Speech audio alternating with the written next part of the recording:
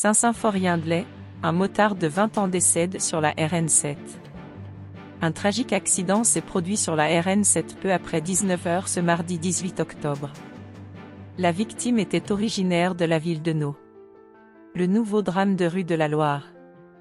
Peu après 19 h ce mardi soir, un motard de 20 ans est décédé sur la RN7 dans la commune de Saint-Symphorien-de-Laye dans des circonstances qu'une enquête de gendarmerie doit révéler. Selon les informations recueillies sur les lieux, la moto d'un homme de 20 ans roulant en direction de Saint-Symphorien-de-Laye a été percutée par derrière par un véhicule Volkswagen. Le motocycliste aurait dû être éjecté avant de heurter un véhicule venant en sens inverse dans la voie venant en sens inverse. Les jeunes victimes n'ont pas pu être réanimées. L'accident s'est produit près de l'intersection avec le chemin de Guignard. Les pompiers de Saint-Symphorien-de-Laye et de Neuilly ont été dépêchés sur les lieux et assistés par l'équipe médicale du SMUR du CHU de Roanne.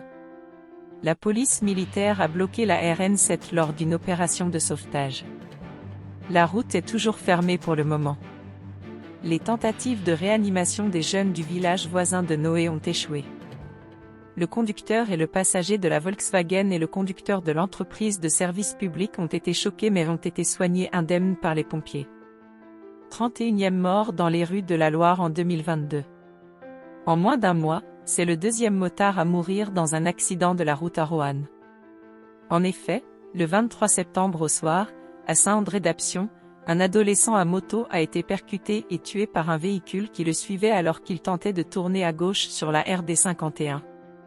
Ce nouveau drame porte à 31 le nombre de morts sur les routes de la Loire depuis le 1er janvier 2022, dont 8 motards ou cyclomoteurs, 5 cyclistes et 3 piétons.